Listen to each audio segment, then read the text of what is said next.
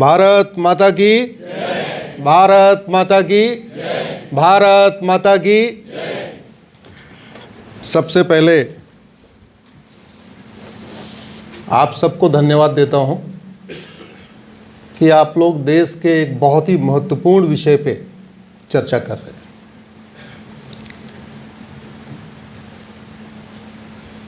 आदरणीय vice chancellor साहब, registrar साहब, डीन साहब, डायरेक्टर साहब, आप सबको धन्यवाद देता हूं कि आपने इतने बढ़िया माहौल में, इतने बढ़िया अच्छे हॉल में एक स्ट्रक्चर्ड प्रोग्राम ऑर्गेनाइज किया है। इस पवित्र भूमि को प्रणाम करता हूं जिसका अंग्रेज़ों ने नाम बदल दिया। आग्रह है कि एक इस पर भी चर्चा होनी चाहिए, और मित्र और भाई पाठक जी बैठे हैं, आप इसको विधानसभा में एक बार मुद्दा उठाइए कि उत्तर प्रदेश में किसी भी सड़क, मोहल्ले, गली, तहसील और ज़िले का नाम किसी वहशी दरिंदे के नाम पे नहीं होना चाहिए, और किसी सड़क, मोहल्ले, गली और ज़िले का नाम विदेशी भाषा में नहीं होना चाहिए। मेरी इस पे भी PIL है, आप लोग PIL गूगल करेंगे तो इस पर मेरी PIL है। मैंने आई थिंक 3-4 साल पहले PIL फाइल किया था।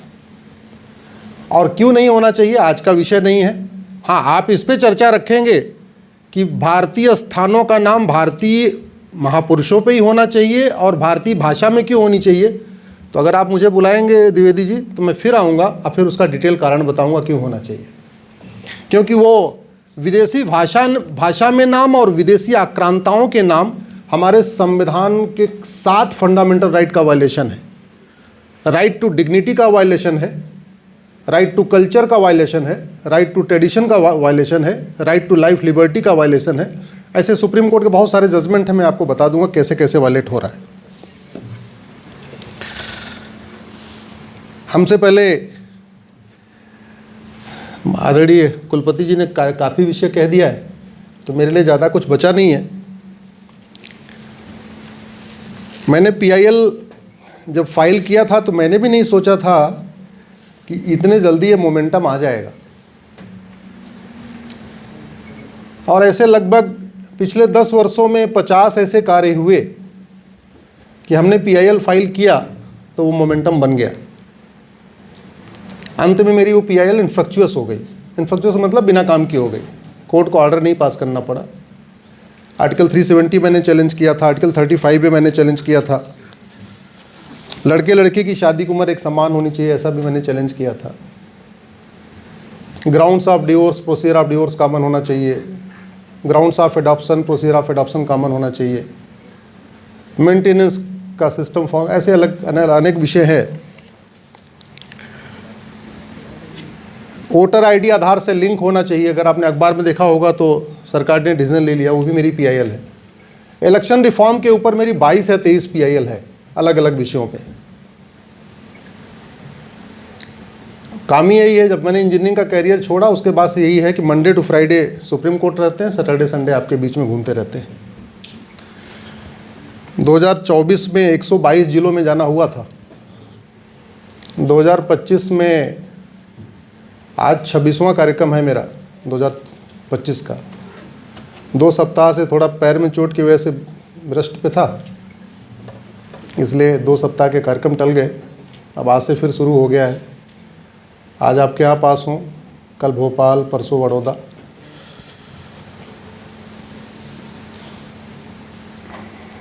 जब मैंने PIL फाइल किया था, जो मैंने आपको जो सुप्रीम कोर्ट में एफिडेविट पे बातें रखी थी, मैंने वही आपके बीच में रखता हूँ।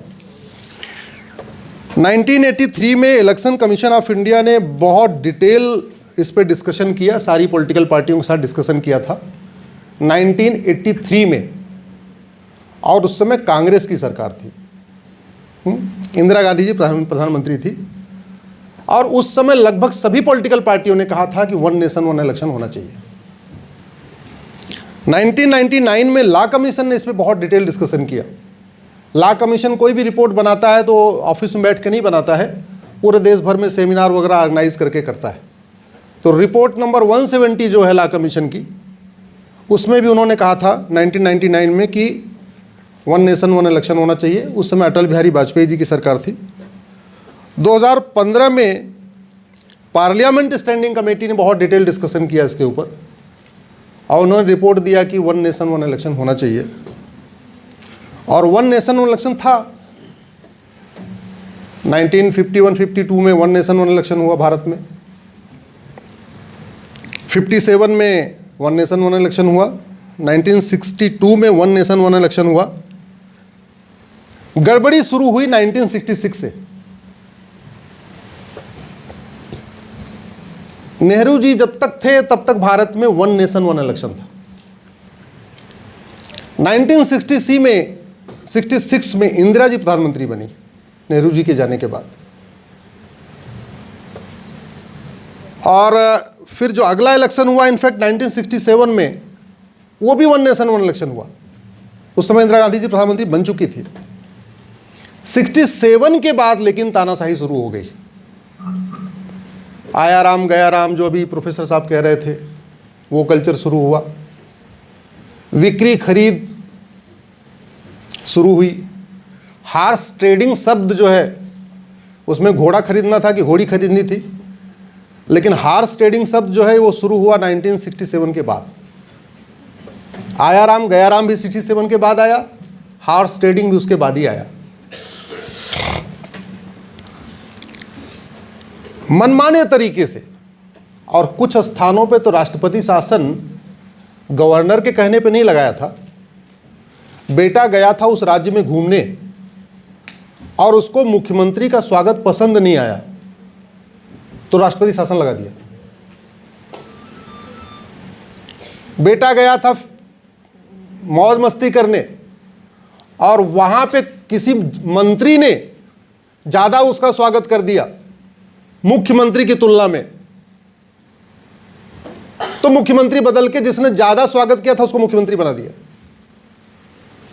और जिसने ज्यादा स्वागत किया उसको मुख्यमंत्री बनाया तो मुख्यमंत्री विद्रोह कर बैठा, और मुख्यमंत्री विद्रोह कर बैठा तो सरकार गिर गई, तो सरकार गिर गई तो दोबारा चुनाव हो गया वहां पे।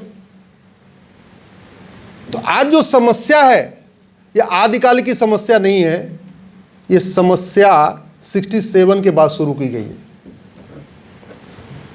यह तानाशाही के कारण शुरू की गई। यह समस्या जो आज शुरू हुई है, जो हर साल चुनाव होता रहता है, यह भारत के संविधान की धज्जियां उड़ाने के कारण शुरू हुई। संविधान की शपथ लेने वालों ने ही संविधान की धज्जियां उड़ाई हैं। आप लोग ला के छात्र हैं तो एक बात जरूर मैं आपको कहना चाहूंगा, जब तक व्यक्ति चुनाव लड़ता है तब तक वो पार्टी का होता है। जिस दिन रिजल्ट डिक्लेयर हो जाता है और कलेक्टर उसको प्रमाण पत्र दे देते हैं तब तक वो पार्टी का होता है। लेकिन जिस दिन वो सदन में जाके शपथ ले लेता है वो किसका हो जाता है? जोर से बोलिए जरा। वो सबका हो जाता है। और एक बात ये भी याद रखना, कोई आदमी 10 लाख वोट से जीत जाए तब भी वो सांसद विधायक नहीं कहलाता। उसको कलेक्टर सर्टिफिकेट भी दे दे तब भी वो सांसद विधायक नहीं कहलाता। सांसद विधायक कब कहलाता है? जब वो 20 लाख वोट से जीत जाए, कलेक्टर उसको सर्टिफिकेट भी दे दे तब भी उसको वेतन भत्ता गाड़ी बंगला नहीं मिलेगा जब तक कि वो। तो सबसे इंपॉर्टेंट क्या हो गया? शपथ। और शपथ क्या? कि मैं संविधान के अनुसार कार्य करूंगा, संविधान की भावनाओं को आगे बढ़ाऊंगा, संविधान के लक्ष्यों को प्राप्त करूंगा। संविधान के लक्ष्य कहां लिखे हुए हैं? जोर से बोलिए जरा। देखो भाई, आप लोग लाके छात्र हो, हम जो है ऐसे बात नहीं करते। आपको लगातार जो समझ में आ रही बोलते जाओ, हम इंटरेक्शन कर रहे हैं। संविधान के लक्ष्य कहां लिखे हुए हैं? क्या लिखा हुआ? Equality, justice, liberty, fraternity, unity, national integration, liberty of thought, liberty of belief, liberty of expression, liberty of faith. यानी सारे सांसदों विधायकों का क्या काम करना है? संविधान में प्रियम्बल में लिखी हुई बातों को प्राप्त करने के लिए मनसा वाचा कर्मणा काम करना। चाहे वो एमएलसी हो, चाहे एमएलए हो, चाहे राज्यसभा सदस्य हो, चाहे लोकसभा के सदस्य, ये उनकी ड्यूटी है। जैसे शिक्षक को वेतन भत्ता मिलता है पढ़ाने के लिए, डॉक्टर को वेतन भत्ता मिलता है इलाज करने के लिए, ड्राइवर को वेतन भत्ता मिलता है गाड़ी चलाने के लिए, ऐसे सांसद विधायक को वेतन भत्ता किस लिए मिलता है? संविधान के अनुसार संविधान के लक्ष्यों को प्राप्त करने के लिए। तो जब मैंने पीआईएल फाइल किया तो मैंने सबसे पहले माननीय सुप्रीम कोर्ट को कहा था कि दुनिया के 48 देशों में वन नेशन वन इलेक्शन हो रहा है, और वन नेशन वन इलेक्शन नहीं, वहां तो संडे को इलेक्शन होता है। क्यों? जिससे बाकी कार्य बाधित न हो, छुट्टी ही न करना पड़े। उन 48 देशों में 5 डे वर्किंग है, तो सैटरडे को सब पोलिंग बूथ एजेंट आ जाएं और संडे को चुनाव हो जाए और मंडे से फिर अपना काम शुरू। यह होता है दुनिया के 48 देशों में। अल्बानिया में संडे को इलेक्शन होता है और वन नेशन वन इलेक्शन होता है।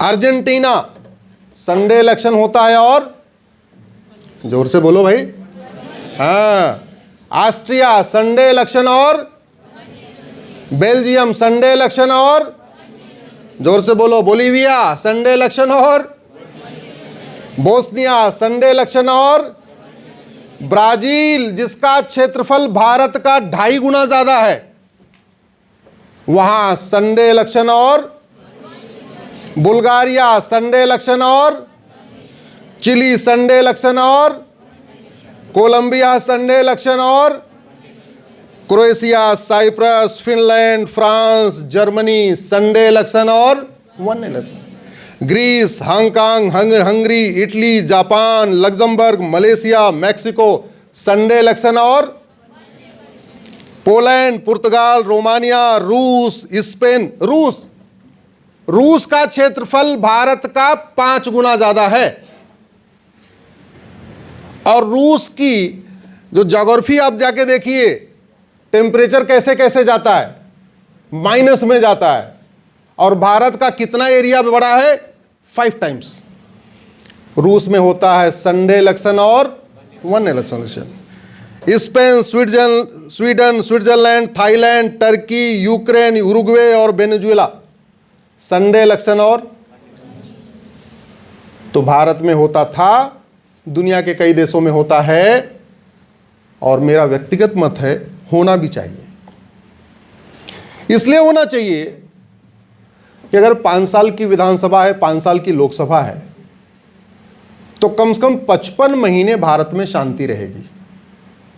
5 महीने जितनी भाई उछल कूद है होनी हो जाएगी।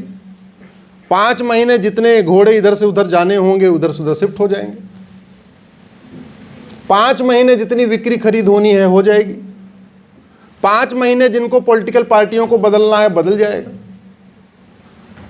जितना जाति का जहर घोलना है वो 5 महीने में घोल लेंगे।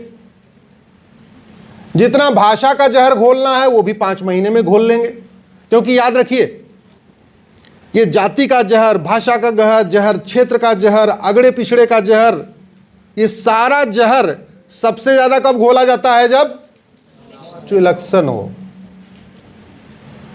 तो 55 महीने ये सारे जहर कम हो जाएंगे। पैसा मेरे लिए इंपॉर्टेंट नहीं है, निश्चित रूप से पैसे की बचत होगी, लेकिन मैं उस पैसे को नगण्य मानता हूं। जो और चीजें बदलेंगी उसकी अपेक्षा पैसा नगण्य है। 55 महीने ये सारे जहर बंद हो जाएंगे। 55 महीने सांसद, विधायक, मंत्रियों को चुनाव की चिंता नहीं होगी।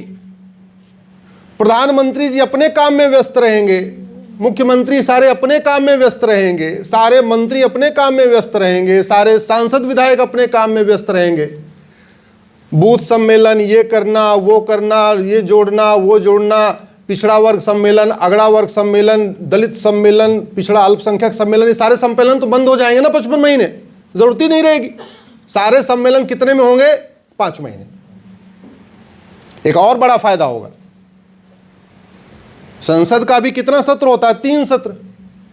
3 सत्र क्यों होना चाहिए? 6 सत्र होना चाहिए। हर अल्टरनेट मंथ में सत्र होना चाहिए।